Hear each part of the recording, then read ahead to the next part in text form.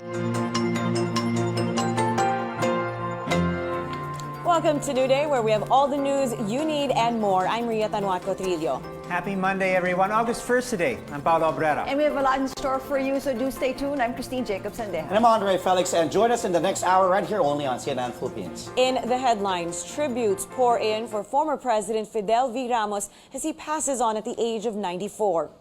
A Filipino in Singapore was diagnosed with monkeypox. We learn more about the outbreak declared as a public health emergency of international concern from epidemiologist Dr. John Wong.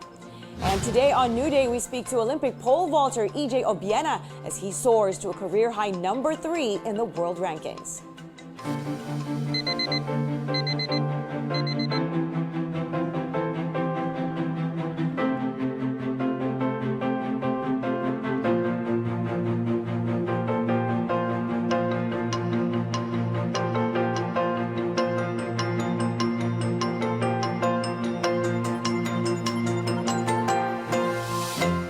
And former leaders, friends, and organizations have expressed sadness over the passing of former President Fidel V. Ramos. His grandson, Sam Ramos Jones, confirmed his passing through an official family statement.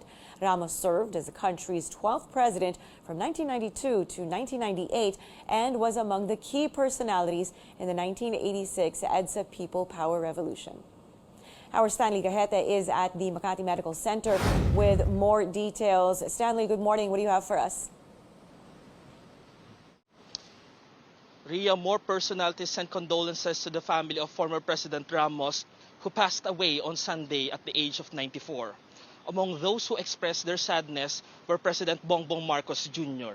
He said his family shares the Filipino people's grief and that Ramos lived a full life as a military officer and public servant. Former President Rodrigo Duterte also expressed his deep sadness over the death of Ramos and honors his legacy of service. Former President Joseph Estrada said he was shocked when he learned about the death of Ramos. He also honors Ramos' contribution to the country. Meanwhile, the U.S. Embassy to the Philippines reminisced Ramos' efforts to strengthen the relationship between the two countries and to advance shared goals towards peace and democracy. Ramos had a long career in government, serving as chief of the Philippine Constabulary, the predecessor of the Philippine National Police, from 1972 to 1986. He was also a key figure in the 1986 People Power Revolution before becoming Chief of Staff of the Armed Forces of the Philippines from 1986 to 1988 under President Corazon Aquino. He served as Defense Secretary from 1988 until 1991 before becoming the country's 12th president from 1992 to 1998. As chief executive, some of his accomplishments are the peace process, the organization of the government, and the creation of the Technical Education and Skills Development Authority and the Commission on Higher Education. What distinguishes Ramos from other politicians, statesman siya.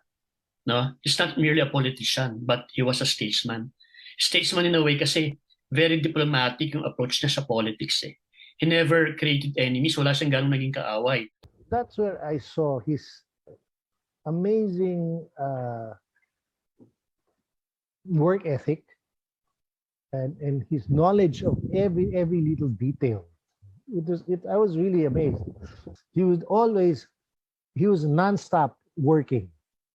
Even when you visit him in his office, he'll always be, while talking to you, he will be editing a speech and always busy. And he told me, Francis, this is the key to keeping young. Trabaho lang ng trabaho. His friends also remember his economic visions for the country, like liberalizing telecommunications, banking, and airline industries. Ria.